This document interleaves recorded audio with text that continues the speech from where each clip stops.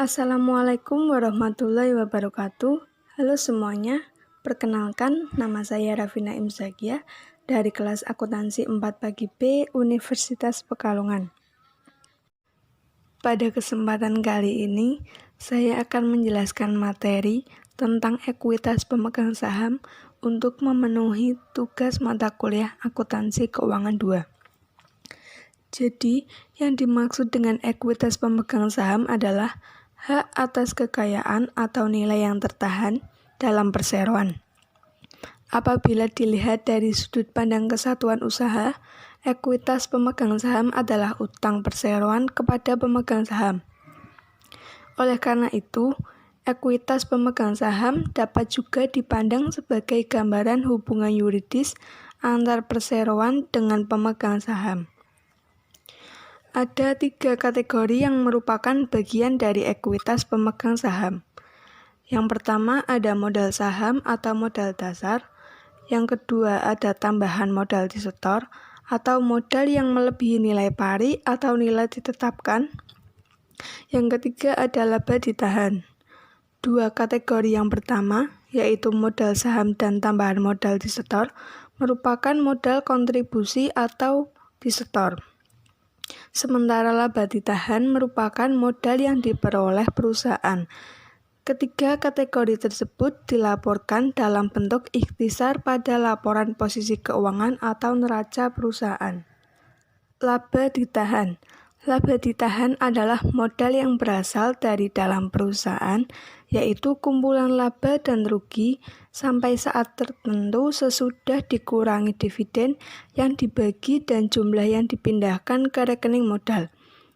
Laba ditahan dihasilkan dari kegiatan operasi. Laba bersih meningkatkan laba ditahan, sebaliknya dividen mengurangi laba ditahan. Dengan demikian, laba ditahan adalah akumulasi laba bersih perusahaan yang belum dibagikan kepada para pemegang saham sebagai dividen. Istilah lain yang dapat digunakan untuk mengidentifikasi laba ditahan di laporan keuangan meliputi penghasilan ditahan untuk kepentingan perusahaan. Setiap laba yang tidak dibagikan kepada para pemegang saham akan menjadi tambahan ekuitas pemegang saham.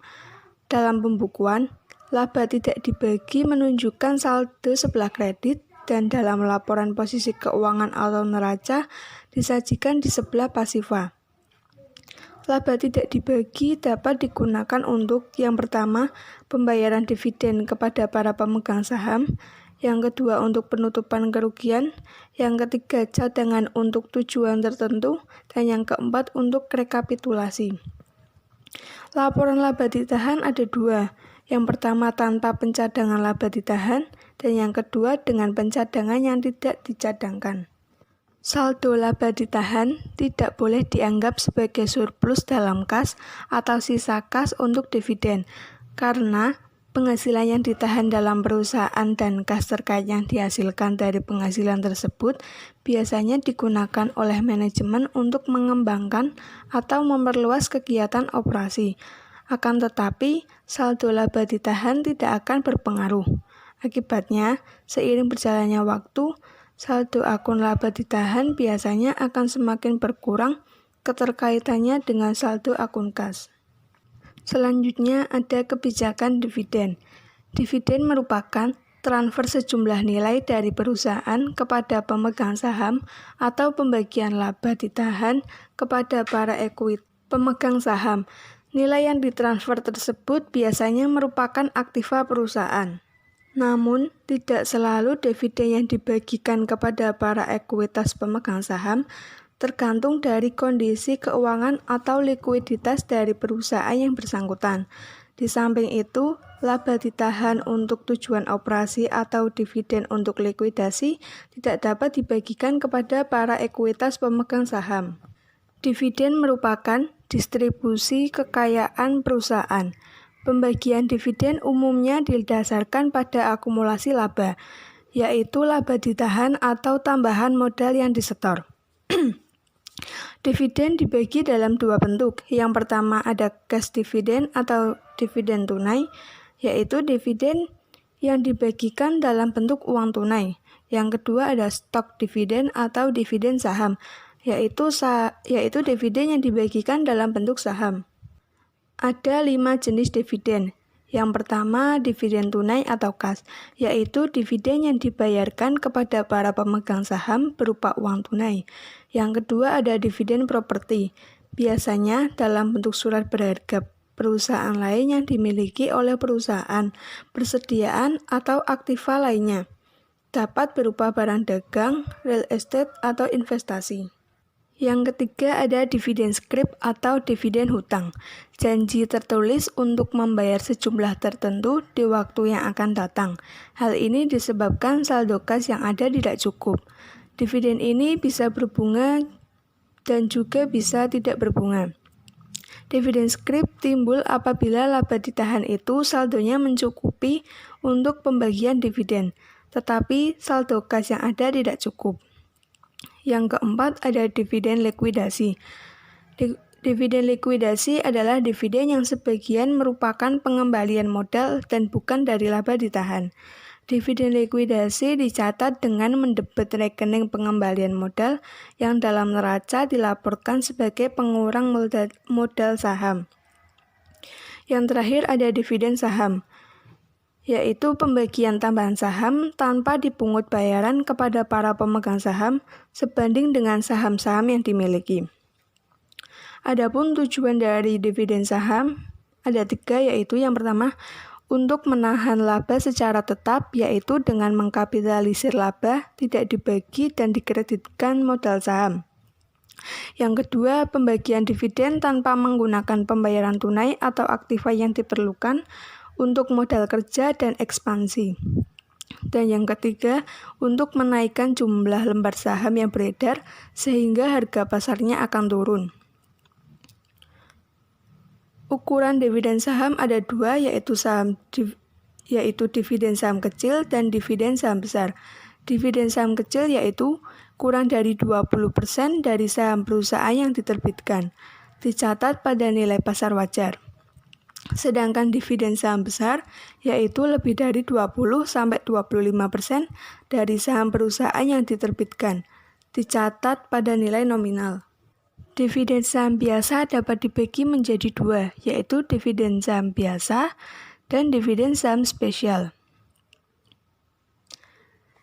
Dividen saham biasa yaitu dividen saham berupa saham yang jenisnya sama, tanpa dipungut pembayarannya kepada para pemegang saham biasa, atau dividen saham prioritas untuk pemegang saham prioritas. Dividen saham biasa dicatat sebesar harga pasar pada saat saham dibagi, dicatat sebesar nilai nominal pada saat saham dibagi, dan dicatat sebesar harga jual sahamnya sehingga jumlah agio dan disagio sama. Sedangkan dividen saham spesial atau khusus, yaitu dividen berupa saham yang jenisnya berbeda, misalnya dividen saham prioritas untuk pemegang saham biasa atau dividen saham biasa untuk pemegang saham prioritas. Dividen saham prioritas dicatat sebesar harga pasar pada saat saham dibagi. Kemudian ada pemecahan saham atau stock split. Yang pertama, mengurangi nilai pasar saham. Yang kedua, tidak ada jurnal dicatat untuk pemecahan saham. Dan yang ketiga, menurunkan nilai nominal dan meningkatkan jumlah saham. Selanjutnya ada laporan ekuitas pemegang saham. Laporan ekuitas pemegang saham biasanya disajikan dalam format yang pertama, saldo pada awal periode, yang kedua penambahan, yang ketiga pengurangan, dan yang terakhir ada saldo pada akhir periode.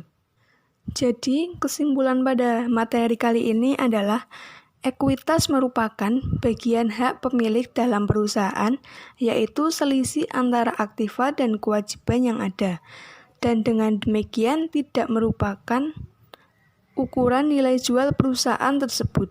Sebagai bagian hak pemilik dalam perusahaan, ekuitas harus dilaporkan sedemikian rupa sehingga memberikan informasi mengenai sumbernya secara jelas dan disajikan sesuai dengan peraturan perundangan. Dividen merupakan transfer sejumlah nilai dari perusahaan kepada pemegang saham atau pembagian laba ditahan kepada para ekuitas pemegang saham. Penentuan jumlah dividen yang tepat harus dibayarkan didasarkan pada akumulasi laba sesuai dengan hasil keputusan rapat umum pemegang saham. Ada 5 jenis dividen, yaitu dividen tunai atau kas, dividen properti, dividen scrip, dividen likuidasi, dan dividen saham. Di antara kelima jenis dividen tadi, dividen kas lebih sering digunakan oleh perusahaan dan umumnya juga lebih disukai oleh para pemilik saham. Sekian dari saya, kurang lebihnya mohon maaf. Terima kasih. Wassalamualaikum warahmatullahi wabarakatuh.